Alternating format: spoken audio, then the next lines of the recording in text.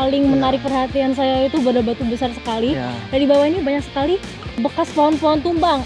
Emang ini visibility-nya keren, yang bikin vibes-nya ini bener-bener wow banget. Ini menebang bambunya juga nggak boleh ngasal, harus dicari yang setengah tua ya Pak.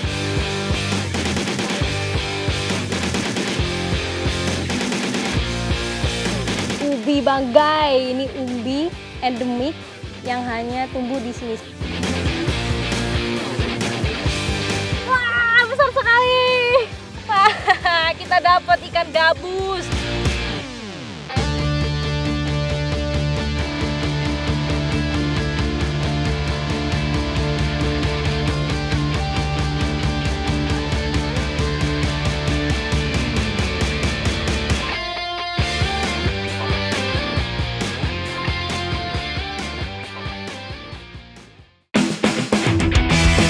Banggai Kepulauan, salah satu kabupaten di Sulawesi Tengah, mempunyai kekayaan alam yang melimpah.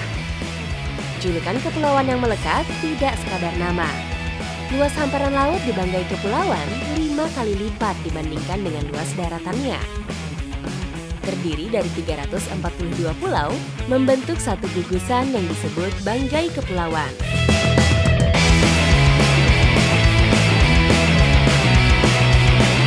Banggai Kepulauan tak hanya menyimpan keindahan lautnya saja, tapi juga ada wisata danau yang kali ini saya akan mengeksplor underwaternya dengan cara scuba diving di Danau Air Tawar, Paisupo. Ikuti jejak saya, jejak petualang. Danau Paisupok berlokasi di Desa Luk Pananteng, Kecamatan Bulagi Utara. Danau indah ini berjarak tempuh 3 jam dari ibu kota Salakan. Danau ini menjadi salah satu danau terjernih dan hidden gems di alam Indonesia. Baru masuk udah disambut dengan kesegaran air Danau Paisupo yang dingin banget. Tapi dari sini aja nih terlihat jernih sekali visibility-nya. Makin gak sabar untuk explore underwater-nya. Let's go Bang! Oke. Kejernihan Danau Paisupok membuat saya penasaran untuk mengeksplornya lebih dalam.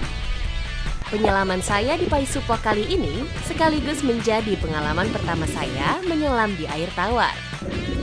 Saya sedikit lega karena ditemani Bang Mamat yang menjadi buddy saya selama di dalam air. Nama Paisupok berasal dari warna yang dimiliki danau ini. Warna yang indah dan sebening kaca ini berasal dari pantulan tanaman rumput yang berada di dasar danau, sehingga menyebabkan warna air danau biru kehitaman.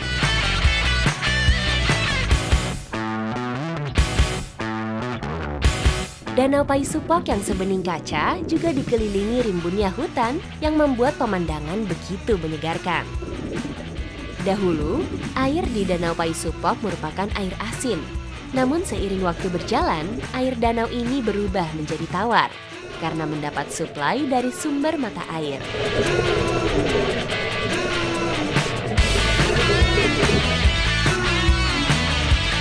Visibility-nya bagus banget, cuman kalau buat saya ini penyesuaian ya, karena beda banget sama diving di laut.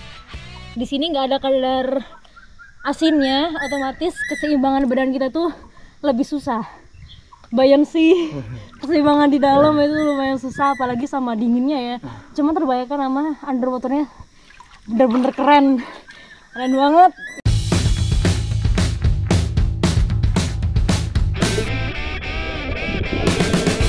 Menyelam di air tawar benar-benar berbeda. Kondisi air yang dingin membuat persediaan oksigen jadi cepat habis.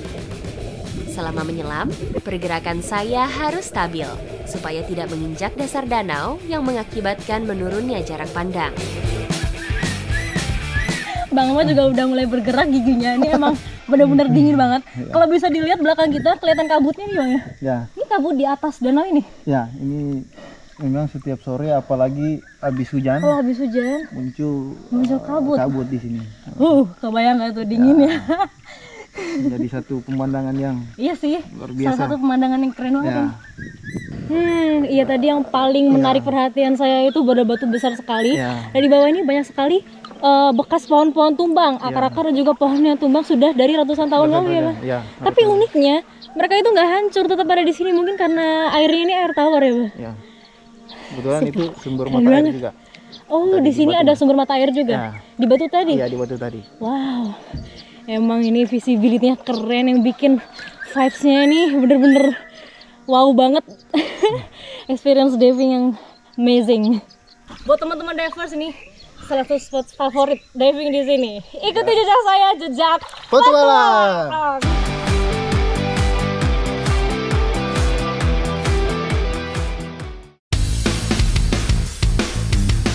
Banggai Kepulauan menjadi salah satu pulau yang menarik untuk dijelajahi.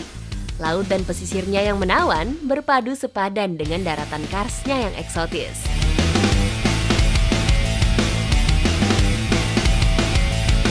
Nah, ini kami sudah menyusuri padang rumput, berada di Danau Tendetung. Saya bersama Bang Yogi dan Bang Ahmad mau mencari ikan yang ada di sini. Ini udah terlihat nih danaunya di depan sana. Ikuti jejak saya, jejak petualang. Danau ini memiliki struktur sungai yang berkelok-kelok. Vegetasi tumbuh subur berwarna hijau menjadi bingkai di sekelilingnya. Secara administratif, Danau Tendetung terdapat di wilayah Kecamatan Totikum dan masuk dalam wilayah 3 desa, yaitu Desa Pele, Desa Kanali, dan Desa Tobungku. Danau Tendetung memiliki panjang kurang lebih 2,5 km dan lebar sekitar 600 hingga 800 meter. Pada bulan-bulan tertentu, air danaunya kadang naik dan kadang surut. Saat surut, akan nampak kelokan sungai yang oleh masyarakat setempat disebut 101 kelokan. Tak hanya indah, Danau Tendetung juga menjadi sumber penghasilan masyarakat sekitar danau. Salah satunya dengan menjaring ikan di danau. Bang, dapat Bang! Wah, besar sekali! Dia meliping saking udah semalaman ya, kena jaring. Kita dapat ikan gabus. Memang di sini tuh banyak sekali jenis ikannya. Selain ikan gabus ada ikan mujair ya Bang. Sama ikan apa lagi tadi? Kalendek. Cuman yang paling banyak memang ikan gabus karena dia ini jenis ikan predator. Mantap, besar. Nelayan sekitar danau biasanya meninggalkan jaring mereka selama 1 malam. Karena ikan predator ini biasanya aktif mencari makan di malam hari. Kita dapat ikan gabus. Ini megangnya harus hati-hati karena dia licin sekali. Baru 5 meter pertama kita sudah dapat, Bang. Kita cek lagi ke sana ya.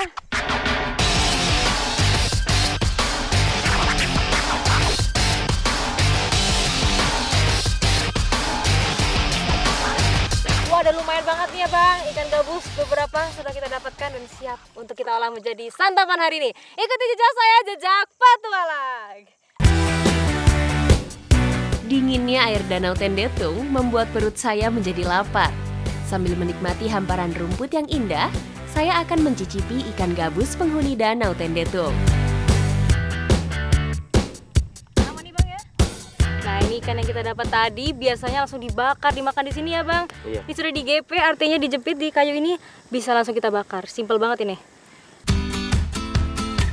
Butuh treatment tersendiri supaya daging gabus yang tebal bisa matang dengan cepat dan merata.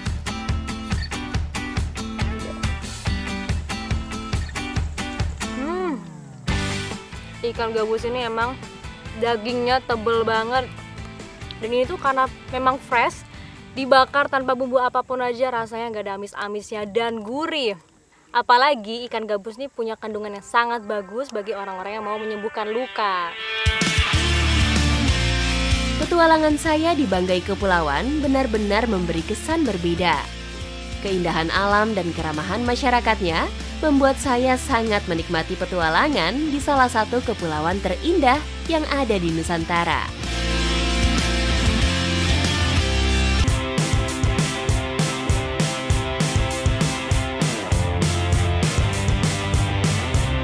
Selain lautnya yang memesona mata, Banggai Kepulauan juga populer dengan ubinya yang khas. Namanya ubi Banggai. Saat kondisi laut tidak menentu, biasanya masyarakat akan mengisi waktu dengan berkebun.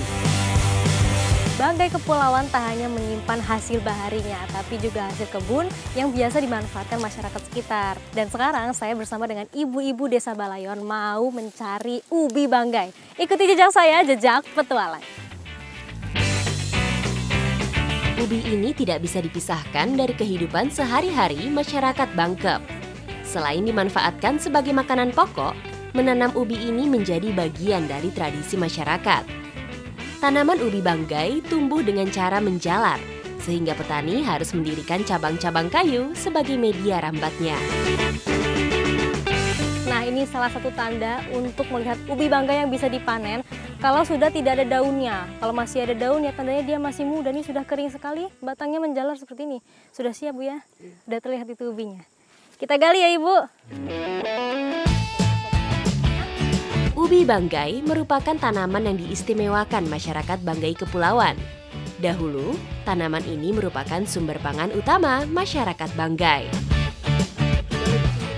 Nah, ini kita mengambil ubinya menggunakan alat ini. Kayu yang diruncingkan memang harus dengan alat tradisional seperti ini supaya tidak melukai umbi ini. Kalau sudah terluka sedikit, nilai jual turun, kualitasnya juga menurun. Harus pelan-pelan ya, Bu ya.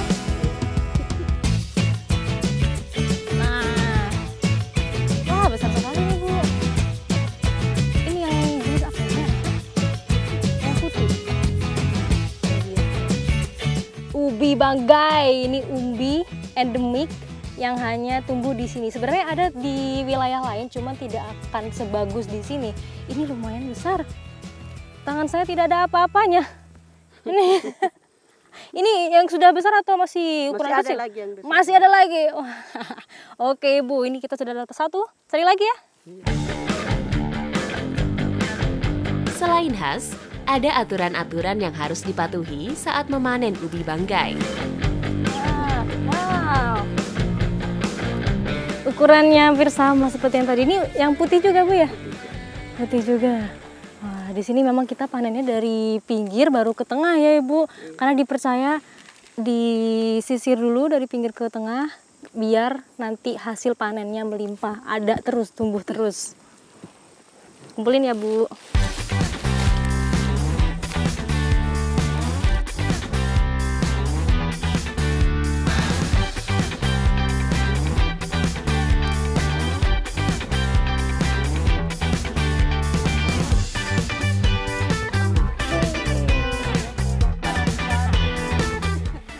Masih sempurna, tidak luka.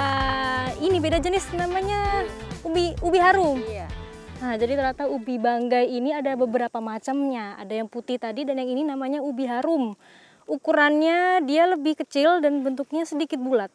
Ini kenapa namanya ubi harum? Karena kalau dimasak akan memberi aroma yang sangat harum. Enak ya, Bu ya?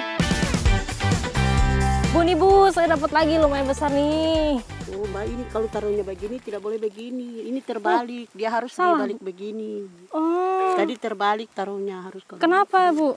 Tidak boleh kalau kita di sini dia punya tradisi kalau menaruh ubi tidak boleh terbalik begini. Tidak boleh terbalik. Oh. Dia harus berdiri. Harus berdiri, harus tepat ya, Ibu. Oke, ternyata tidak hanya cara mengambilnya yang harus berhati-hati. Untuk meletakkan umbi Banggai ini memang perlu perlakuan yang spesial karena di sini sangat benar-benar diperlakukan dengan baik ya, Bu ya. Ubi ini menghidupi masyarakat di sini, maka diperlakukan dengan sangat spesial. Di balik hasil ubi Banggai yang melimpah, ada sistem pertanian unik yang digunakan para petani di sini. Cara ini digunakan untuk menjaga kesuburan tanah. Nah, jadi masyarakat berkebun di sini menggunakan sistem rotasi lahan. Di sini ada 3 bagian, 3 area lahan. Kalau satu lahan ini sudah habis dipanen, harus menunggu selama 5 tahun lagi sambil mengembalikan unsur hara di dalam tanah. Karena pulau ini adalah pulau kars dan dasaran batunya ini, dasar tanahnya adalah batu kapur.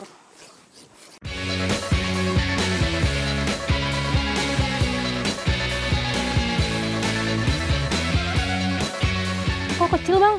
Iya, ini ubi hati. Ibaratkan manusia, ini bagian hatinya.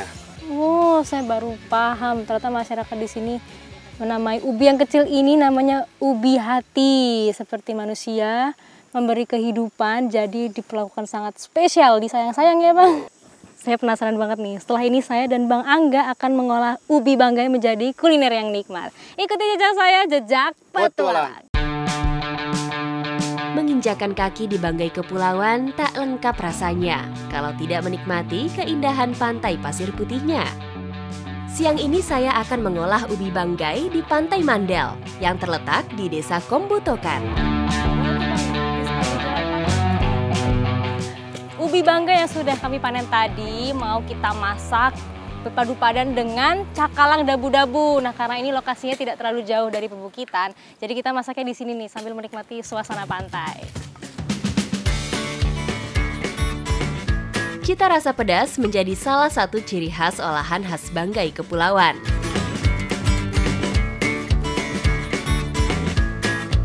Sebelum diolah, daging ikan cakalang asap harus disuwir dan dipisahkan dari durinya. Ubi banggai biasa dimakan dengan berbagai macam lauk, salah satunya ini nih, ikan cakalang asap.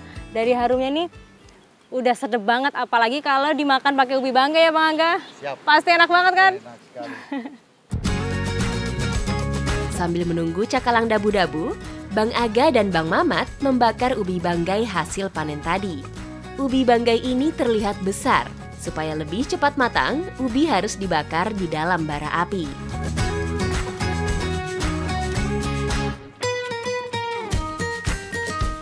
Aroma kedua olahan ini sungguh menggoda. Jadi tidak sabar untuk mencicipinya. Aromanya sudah harum sekali, bumbu sudah tercampur, yang nggak boleh ketinggalan ini dia. Kita beri perasan jeruk supaya menambah cita rasa segar.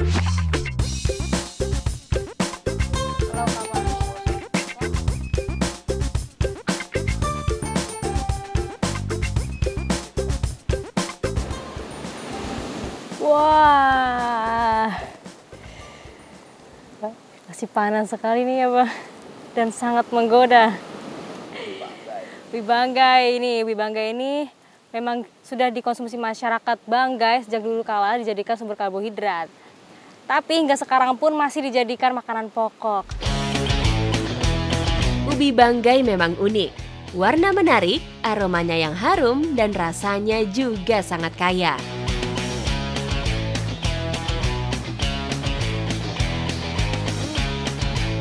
Memang nikmat sekali nih. Di kedua ubi ini memang ada perbedaannya. Kalau ubi putih ini rasanya mirip singkong, tapi teksturnya lebih berpasir. Dan favorit saya ini ubi harum, sesuai dengan namanya. Pas dirasa itu ada rasa wangi-wanginya gitu, mantap ya Bang. Favorit ini. Favorit banget. Cakalangnya gimana? Enak kok. Enak banget, bumbunya meresap dan pastinya segar dan pedas. Cita rasa sini orang-orang suka pedas.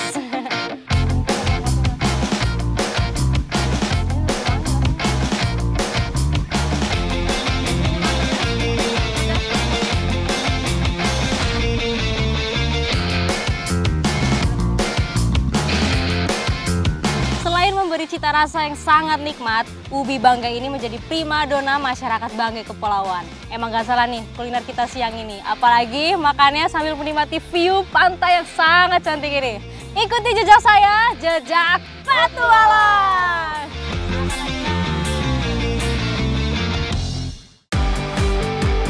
Petualangan masih berlanjut.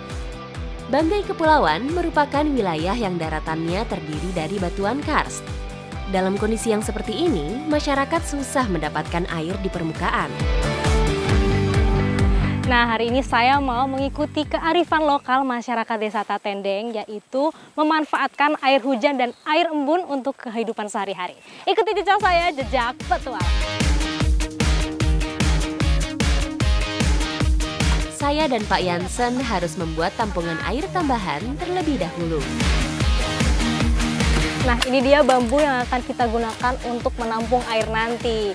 Ini sedang kita bersihkan dulu samping-sampingnya supaya mudah untuk memotongnya. Ini tinggi juga ya Pak, 25 meter ada. Indonesia mempunyai keragaman flora yang sangat kaya. Salah satunya adalah tanaman bambu. Ada ribuan jenis bambu di dunia, dan lebih dari 100 jenis tumbuh di Indonesia. Nah, ini dia. Ini menebang bambunya juga nggak boleh ngasal, harus dicari yang setengah tua ya, Pak. Tidak terlalu muda, tidak terlalu tua, supaya nanti selain awet akan memberikan rasa yang sedap pada airnya. Bambu berperan penting dalam pelestarian alam. Rimpangnya yang saling terjalin dalam satu rumpun menjadi pencegah tanah longsor dan penyimpan air yang baik. Jadi ini bisa disedot dengan pakai ini. Oh ya, bisa Pak ya? Boleh saya coba Pak? Oh, boleh. Oke.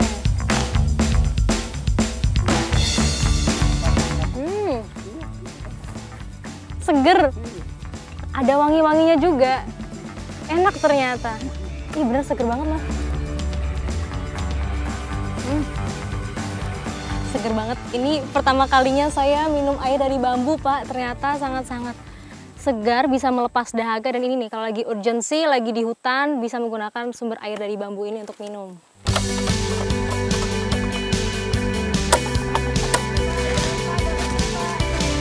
Ini saya kotanya udah bener apa Pak? Ya.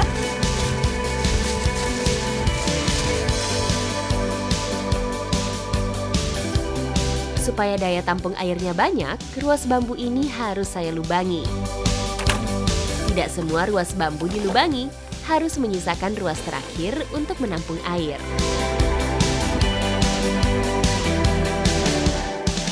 Setiap ruasnya ini ada seperti tulang bambu yang lunak ya Pak. Nah itu kita lubangi supaya nanti airnya terisi semua. Dan nantinya pas panen akan ada lubang di ruas terakhir supaya nanti bisa kita keluarkan airnya, dimasukkan ke dalam wadah. Menurut Pak Jansen, tradisi menampung air embun dan hujan menggunakan bambu seperti ini sudah dilakukan masyarakat sejak lama. Hal tersebut dikarenakan kontur alam mereka yang sangat susah untuk mendapatkan air tanah. Nah ini bambunya sudah diikatkan ke pohon dan yang nggak boleh ketinggalan, kita harus ikatkan juga ini daun dari pohon kelapa tepat di bagian atas lubang supaya menjadi jalur air.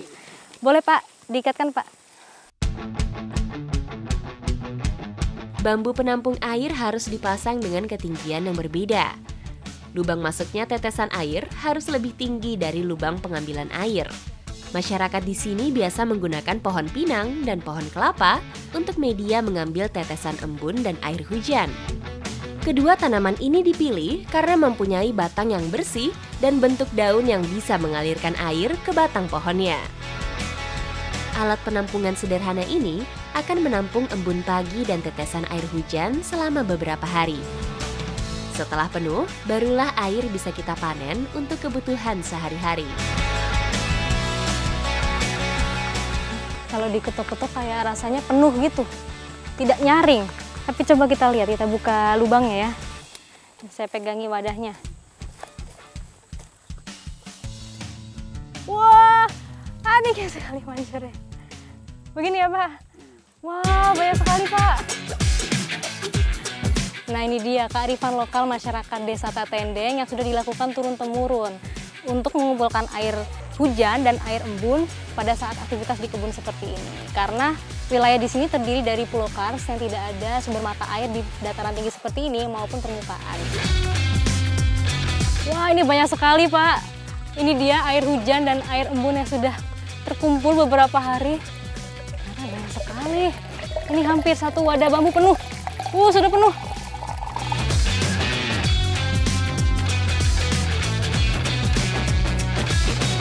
Nah, sebelum kita bawa, ini ditutup dulu pakai daun asam di sini sebutannya. Ini supaya tidak ada kotoran masuk. Dan waktu kita tuang airnya, air di bawah sini akan bersih, tersaring. Karena kalau bisa dilihat daunnya ini jarang-jarang sekali berfungsi sebagai saringan.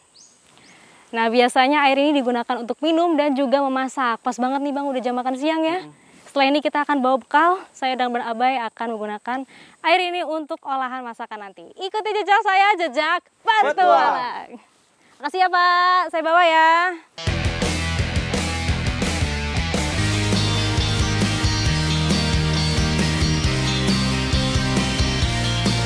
Beberapa hari terakhir, cuaca di Banggai Kepulauan memang sedang tidak bersahabat. Saya akan membuat masakan berkuah yang bisa meningkatkan imun tubuh saat pancaroba.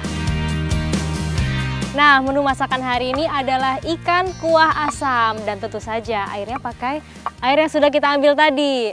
Ini Bang Abai, airnya. Isi ya Bu. Nah, sekarang saya bantuin Ibu bikin bumbu.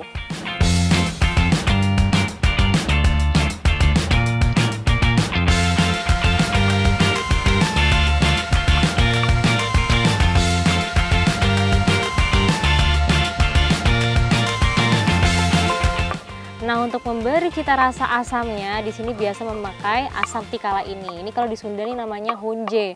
Jadi dia memang punya ciri khas memberi masakan yang wangi dan juga segar. Dalam resep Nusantara selalu saja kita temukan masakan berkuah dengan cita rasa asam pedas. Masyarakat Timur Indonesia menyebutnya dengan olahan kuah asam. Selain bumbu rempah, saya menggunakan ikan karang sebagai bahan utamanya. Ini nggak diaduk ya, tunggu saja ya Bu. Oke, memasaknya simpel banget. Setelah kita masukkan air, bumbu, kemudian ikan, tinggal ditunggu saja, nggak boleh terlalu banyak diaduk supaya ikannya tidak hancur. Tinggal tunggu matang sebentar lagi nih Bu ya. Udah mulai wangi juga nih. Asam tikala memang luar biasa. Setelah mendidih, aroma amis dari ikan seketika hilang.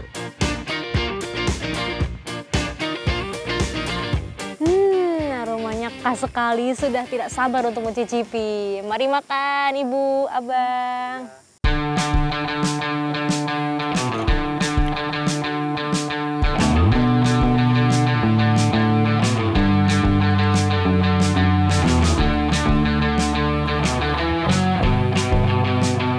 Wah, ini ikannya matang dengan sangat sempurna, lembut sekali. Apalagi kuahnya nih yang bikin saya pingin nambah-nambah terus. Enak sekali Bu Asna. Apalagi rasa tikalanya ini benar-benar unik sekali. Asamnya ada tapi benar-benar wangi gitu. Beda banget kalau pakai asam jeruk itu biasa aja gitu Bu ya. Ini spesial rasanya. Nambah terus nih Bu saya. Selain enak, ikan kuah asam ini bisa meningkatkan daya tahan tubuh karena dapat membuat tubuh menjadi hangat. Pemanfaatan alam di Banggai Kepulauan ini sangat beragam sekali. Siapa sangka air embun dan air hujan ternyata sangat berharga dan sangat bermanfaat bagi masyarakat di sini. Ikuti jejak saya, jejak petualang.